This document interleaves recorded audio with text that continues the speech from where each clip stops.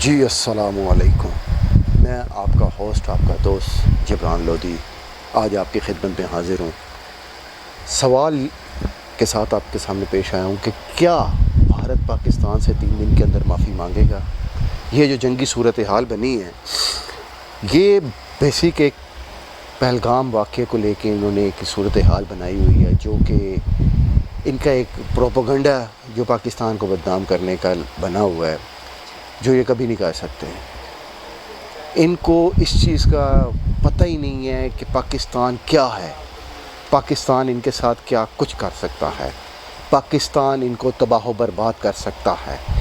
پاکستان کے پاس کیا پاور ہے۔ میں کسی نیوکلیر پاور یا کسی میزائل یا کسی ٹینکر F-16 کسی چیز کی میں بات نہیں کر رہا ہوں، طاقت کی میں بات کر رہا ہوں کہ پاور ان کے پاس، پاکستان کے پاس مین پاور بہت ہے، دلی جذبہ بہت ہے پاکستانیوں کے پاس، پاکستان آرمی کے پاس، جو جیتنا جانتے ہیں کہ جیتا کیسے جاتا ہے۔ آج میں ایک نیوز سن رہا تھا، انڈیا کی ایک نیوز سن رہا تھا، غالباً وہ 24 نیوز والے تھے کہ غالباً کون سے تھے، تو وہ ایک گیدر بھکتی دھمکیاں جو ان کے ایک ٹرینڈ چل رہا ہے آج کل، وہ بہت دے رہے تھے پاکستان کو کہ پاکستان اس طرح، پاکستان اس طرح، پاکستان اپنی عوام کو نہیں مان رہا، پاکستان واگا بارڈر سے بندے کو نہیں اندر آنے دے رہا کسی کو بھی۔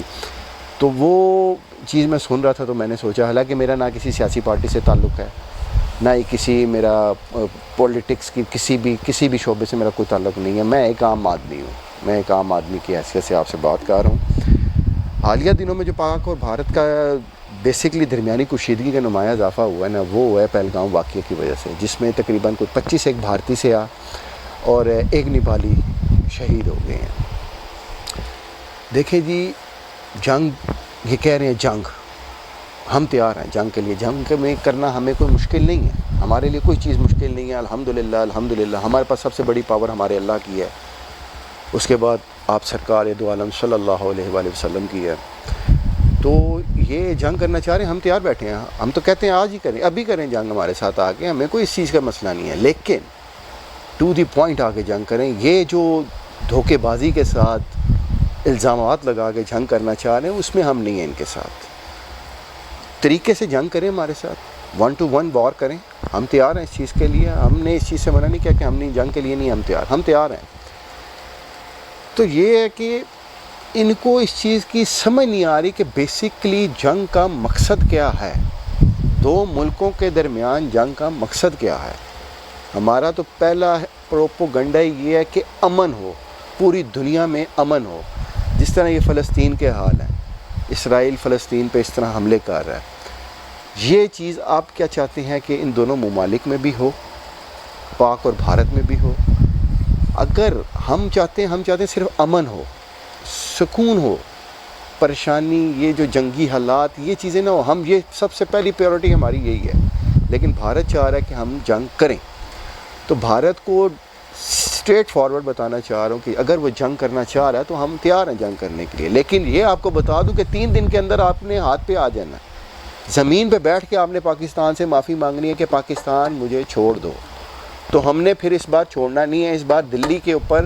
ہم جھنڈا لہرا کے پاکستان کا واپس آئیں گے، یہ آپ کو بتا دیں۔ یہ جو آپ پرمانو بم آپ کے، یہ میرے کہہ رہے ایک خبر میں سن رہا تھا، پرمانو بم ہمارے، یہ پرمانو بم جو ہمارا کچھ بھی نہیں کر سکیں گے، ٹھیک ہے نا۔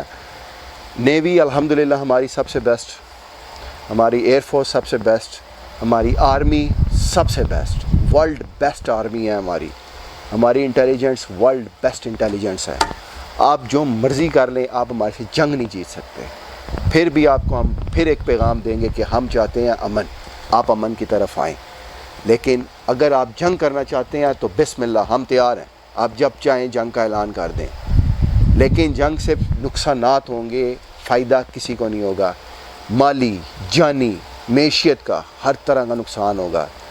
ہر چیز تباہ و برباد ہو جائے گی۔ اس چیز کو آپ مائنڈ میں رکھیں۔ میں اپنے حکمرانوں کو بھی کہنا چاہ رہا ہوں اس چیز کا، اور بھارتی حکمرانوں کو بھی یہی میں چیز واضح کرنا چاہ رہا ہوں کہ جنگ میں نقصانات بہت زیادہ ہیں، فائدہ کوئی نہیں ہے۔ لہٰذا آج کی میں ویڈیو اسی ٹاپک پہ ختم کرتا ہوں، انشاءاللہ ملتے ہیں نیکسٹ ویڈیو میں۔ اللہ حافظ۔